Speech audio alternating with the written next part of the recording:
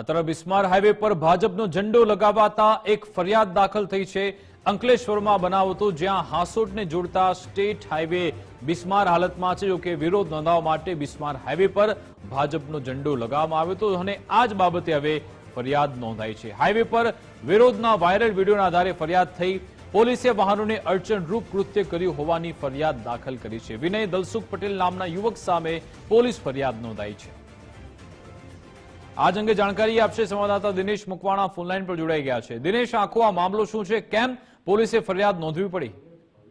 ચોક્કસ વાત કરવામાં આવે તો ગતરોજ રાત્રિના સમયે એક વિનય પટેલ નામનો જે યુવક છે તેણે અંકલેશ્વરથી હાંસોટ સ્ટેટ હાઈવે સતત બિસ્માર હોય, ઉબડખાબડ હોય, વાહન ચાલકો માટે જોખમકારક હોય, જેના કારણે તંત્રને જગાડવાના પ્રયાસના ભાગરૂપે ભાજપની ઝંડીઓ જાહેર માર્ગો પર લગાવી હતી। પરંતુ આ જે વિડીયો વાયરલ થયો ત્યારબાદ સવારના સમયે અંકલેશ્વર એ ડિવિઝન પોલીસ મથકમાં ટ્રાફિક અડચણ સહિતની વિવિધ કલમ મુજબ વિનય પટેલ નામના યુવક સામે ગુનો દાખલ કરવામાં આવ્યો છે। તેની ધરપકડના ચક્રો ગતિમાન કરવામાં આવ્યા છે।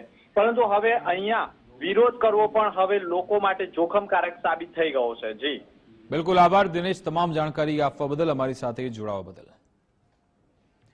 તો તમે દ્રશ્યોમાં જોઈ શકો છો કે લોકો કેટલા પ્રતાડિત થયા હશે, લોકો કેટલા પરેશાન થયા હશે કે અંતે કંટાળીને આ ભાજપનો ઝંડો એટલા માટે લગાવ્યો છે કારણ કે આ ભાજપના નેતાઓ, જે કહેવાતા નેતાઓ છે, એ સમસ્યા આવે ત્યારે લોકોની સમક્ષ આવતા નથી, ગાયબ થઈ જાય છે અને જ્યારે ભાજપનો ઝંડો લગાવવામાં આવે ત્યારે પછી પોલીસ ફરિયાદ દાખલ થઈ જાય। આજ અંગે વાતચીત કરીશું। અમારી સાથે કોંગ્રેસ મુખ્ય પ્રવક્તા મનીષભાઈ દોશી જોડાઈ ગયા છે। મનીષભાઈ, શું વિરોધ કરવો પણ ગુનો છે? એક જાગૃત શખ્સ કે જે નેતાઓ તો દેખાતા નથી ને પછી જો એમના ઝંડા લગાવે તો પછી પોલીસ ફરિયાદ દાખલ થઈ જાય છે? આખી સમગ્ર બાબતને સમજવા જેવી છે। સરકારની માનસિકતા જો, તંત્રની માનસિકતા જો, લોકોને પારાવાર મુશ્કેલીનો સામનો થાય।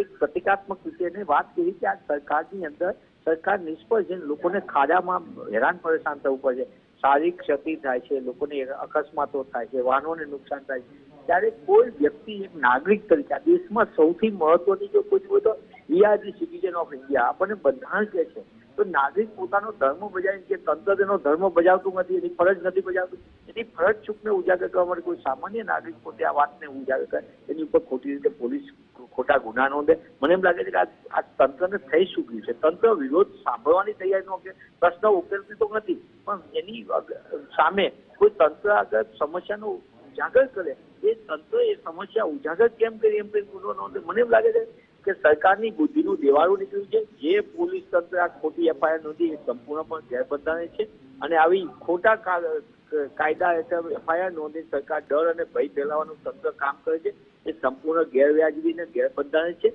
આવા કોઈ પણ નાગરિક સામે આવી કોઈ પણ ફરિયાદ કરે તો હું આપના માધ્યમથી મુખ્યમંત્રીને કહું છું કે તમારી આગળ ગૃહ વિભાગ છે, તમે ખરેખર એફઆઈઆર નોંધવી હોય તો પોલીસ અને જે બુટલેગરો બેફામ બન્યા છે એની સામે નોંધો, જે ગેરકાનૂની પ્રવૃત્તિ કરે એની સામે એફઆઈઆર નોંધો, જેમને રસ્તામાં ભ્રષ્ટાચાર કરી ખાડાવાળા રસ્તા ભેટ આપ્યા છે એ લોકો કોન્ટ્રાક્ટરો સામે ફરિયાદ કરો, એ અધિકારીઓ જેને ભ્રષ્ટાચાર એની સામે કરો, નહીં કે નાગરિકો સામે। બિલકુલ, આભાર મનીષભાઈ, અમારી સાથે જોડાવા બદલ, વાતચીત કરવા બદલ। આપણી સાથે બીવી હરસોડાભાઈ, નિવૃત્ત નાયબ કાર્યપાલક ઇજનેર જોડાઈ ગયા છે। હરસોડાભાઈ, આપનું ગુજરાત ફર્સ્ટમાં સ્વાગત છે। શું કહેવા માંગશો? એક બાજુ જાગૃત નાગરિકો વિરોધ નોંધાવે છે, રસ્તા પર ખાડા પડેલા છે ને જો પ્રતિકાત્મક વિરોધ થાય તો પછી પોલીસ ફરિયાદ દાખલ થઈ જાય છે, કેવી રીતે જુઓ છો? હવે દરેક નાગરિકનો વિરોધ પ્રદર્શિત કરવાનો તો હક છે, પણ એ વિરોધ જ્યારે હાઈવે ઉપર કરવામાં આવે ત્યારે ટ્રાફિક સેફટીના જે રૂલ્સ રેગ્યુલેશન ને ધારાધોરણ છે એને ધ્યાનમાં રાખી અને કરવો જોઈએ।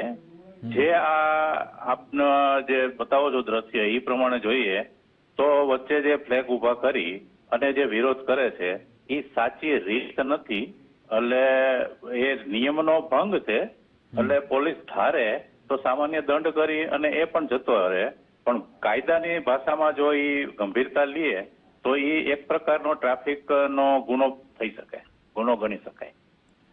અચ્છા, આવા તો કેટલી, જ્યારે રેલી નીકળતી હોય છે તો આડેધડ રાજકીય પક્ષોની ગાડીઓ પાર્ક કરેલી હોય છે, રસ્તા આખા બ્લોક થઈ જાય છે, ત્યાં કોઈ નિયમ લાગુ નથી પડતા અહીંયા, અને અહીંયા તો ચાલવા જેવી જગ્યા પણ નથી। એવું નથી કે મોટું બેરિકેડિંગ મૂકી દીધું, એક ઝંડો લગાવ્યો છે પ્રતિકાત્મક રીતે, તો શું એ કેવી રીતે અડચણરૂપ હોઈ શકે? હા, એટલે મેં આપને જે પહેલા જ કીધું ને કે આ એક સામાન્ય નાની બાબત છે, હા. જે સમજાવટથી કદાચ આવી વસ્તુ હોય તો એને લઈને બહાર દૂર મૂકી પણ શકાય, અથવા તો સામાન્ય પેનલ્ટી કરી અને એને જવા પણ દેવાય. કેવી એટલે આ ગંભીરતા મેસેજ લેવી? આપવામાં આવે છે કે જો તમે આવી ગુસ્તાખી કરી વિરોધ કરવાની તો પછી એફઆઈઆર દાખલ થશે, બતાવવા માટે મેસેજિંગ થઈ રહ્યું છે બધું.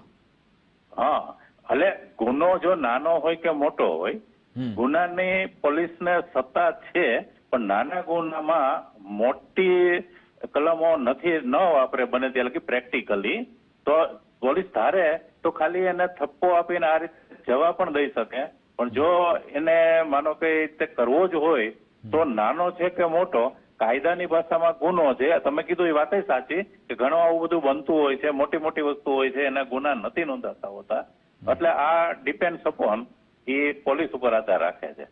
બિલકુલ, આભાર સાહેબ અમારી સાથે જોડાવા બદલ, વાતચીત કરવા બદલ. તો જો તમે વાલા દવલાની નીતિ અપનાવવામાં આવે છે, અહીંયા રાજકીય પક્ષો આખો વિસ્તાર બાનમાં લઈ લે, બેરિકેડ રસ્તા પર સ્ટેજ તૈયાર કરી દે, પરંતુ ત્યાં કઈ અડચણ ઊભી થતી નથી. પરંતુ જો નાનો અમથો ઝંડો એટલા માટે લગાવવામાં આવે છે કે આપણા જ ટેક્સના પૈસે આ રસ્તા બને છે, ને પછી એ પૈસાનું જ્યારે ધોવાણ થઈ જાય એ તંત્રને યાદ અપાવવા માટે નાનો એક માત્ર ઝંડો લગાવવામાં આવે તો એફઆઈઆર પણ દાખલ થઈ જાય છે. આ બેવડા ચહેરા અહીંયા પોલીસના સામે આવ્યા છે.